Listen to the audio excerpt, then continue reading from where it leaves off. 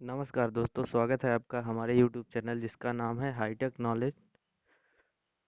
दोस्तों, आज मैं आपके लिए लेकर आया हूँ साइंस के कुछ महत्वपूर्ण क्वेश्चन जो कि अक्सर बार बार कॉम्पिटिटिव एग्जाम में पूछे जाते हैं, चाहे फिर वो एसएससी हो या फिर रेलवे हो या फिर कोई भी कॉम्पिटिटिव एग्जाम हो।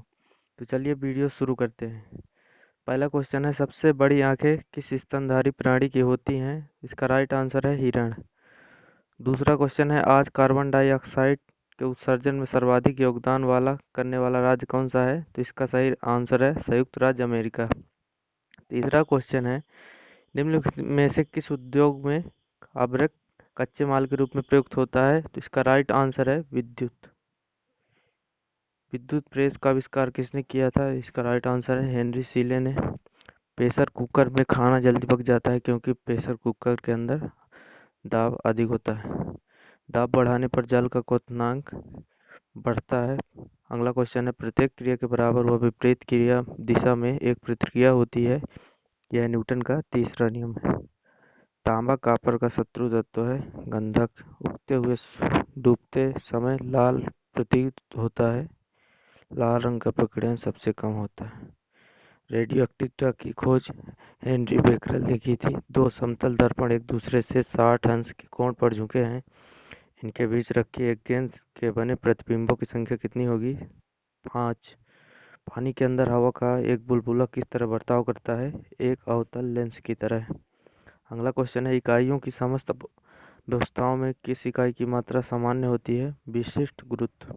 अगला क्वेश्चन है, यदि कोई मनुष्य समतल दर्पण की ओर 4 सेंटीमीटर प्रति सेकंड से आ रहा है तो दर्पण मनुष्य का प्रतिबिंब किस चाल से आता हुआ प्रतीत होगा? इसका राइट आंसर है 8 मीटर प्रति सेकंड।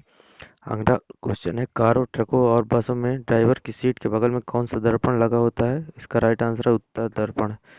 ऐसे तत्व जिनमें धातु और अधातु दोनों के गुण पाए जाते हैं उन्हें उपधातु कहते हैं।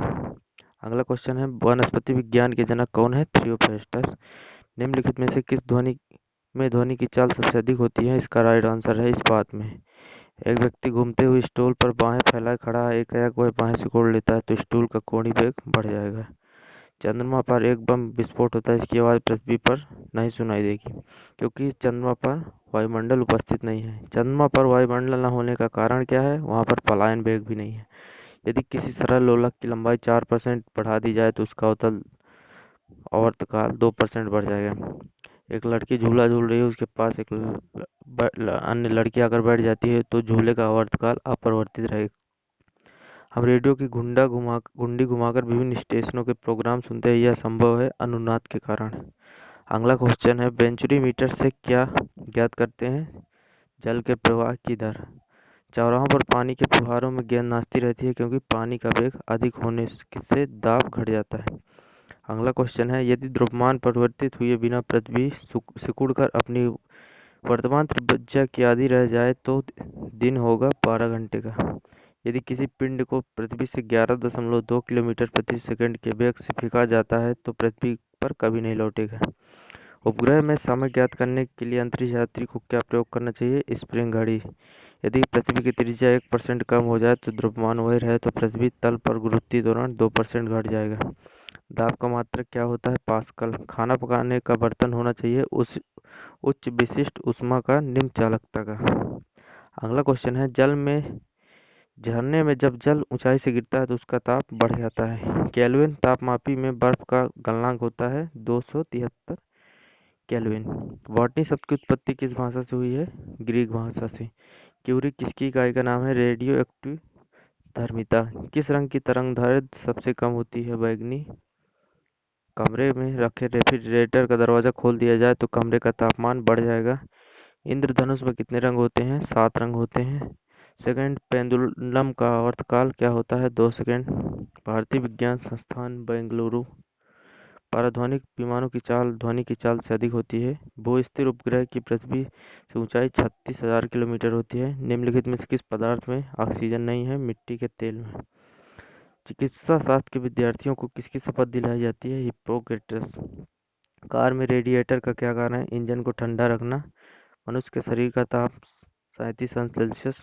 दूर दृष्टि दोष से पीड़ित व्यक्ति को निकट की वस्तु दिखाई नहीं देती किताब के ऊपर रखे किसी लेंस को ऊपर उठाने पर यदि मुद्रित अक्षरों का आकार बढ़ जाता दिखाई देता है तो लेंस उत्तल लेंस है।